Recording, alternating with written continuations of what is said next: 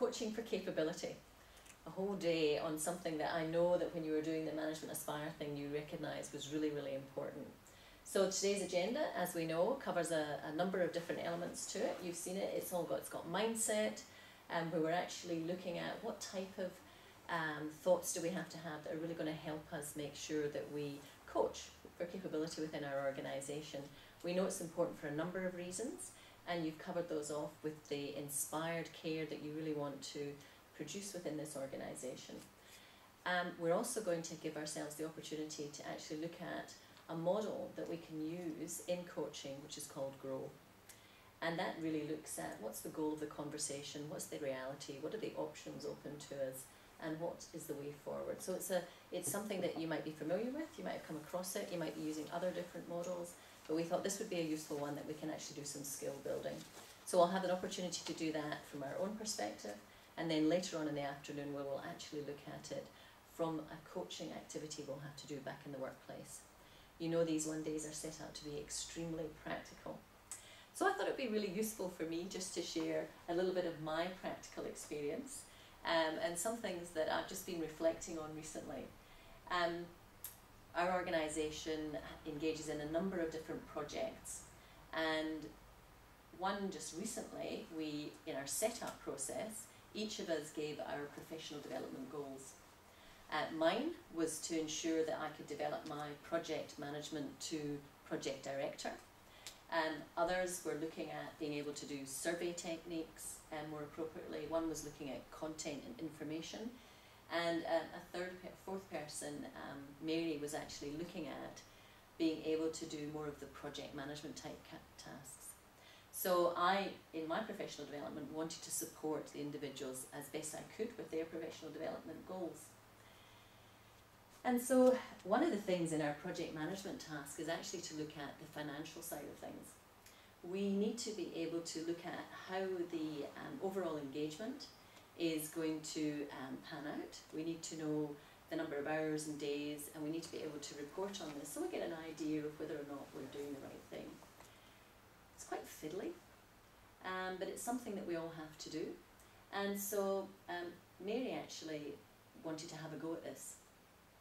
And so she took on that task and kept coming back to me and saying, Elspeth, you know, I'm really not sure.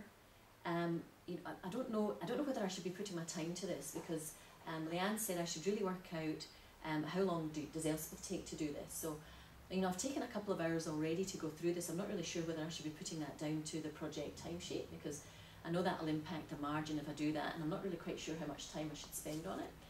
And I've used the original costings that we put in place. I'm not really quite sure whether I should have been using the new costings that we did, because we knew when we took on the project we had some slight different things that we had to do.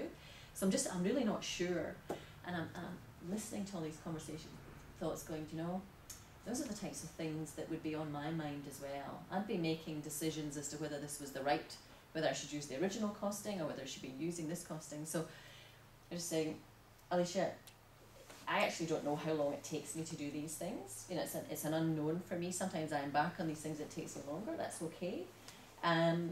You look like you've gone and found all the different bits of information, and I haven't done it for a while, and you've found all the right tools and everything. So that's great. You've had a go. I'm going to have a go now, and then we'll share how we get on with that and see how we actually do. And I know that for me as a project manager, I was struggling. I struggle a lot of times to, is this the right decision? It's not the right decision. How am I going to confirm that this is the right decision or not? And I felt comfortable that I had been able to answer her questions, but I wasn't sure whether I had actually coached her to the level that would enable her to feel confident to do it herself again. So the next thing I did was I actually did do the activity myself, and I came back to her and sat down and I said, I've used exactly the principles that you have. I did use the new costing, you used the original one. I said, I used this technique. Oh, she goes, I didn't realise that it added up there. She goes, I was manually adding up everything myself. I didn't realise you could actually have it all done for you just by, you know, doing this. I said, well, that's good.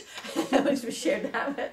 And I said, and I created a bit of an easy way for me to remember it, and I did, you know, I created a line across here so that I'd know exactly where I was counting each time, and I put the figures in exactly. So now I've translated it, I've put it into this new format. It'll be really easy for us to update this and work together on this. So I felt some level of comfort that I had shared a bit of my thinking and the way I approach things so that she would learn from that. I was conscious of the dilemma that we always have in projects as to how much time we spend doing that, but I knew that in the long term it would be beneficial. I knew that by doing that, taking the time now to do that in, you know, quite a constructive way, meant in the future she would be able to do that herself. And not only that, she'd probably be able to share that information with somebody else.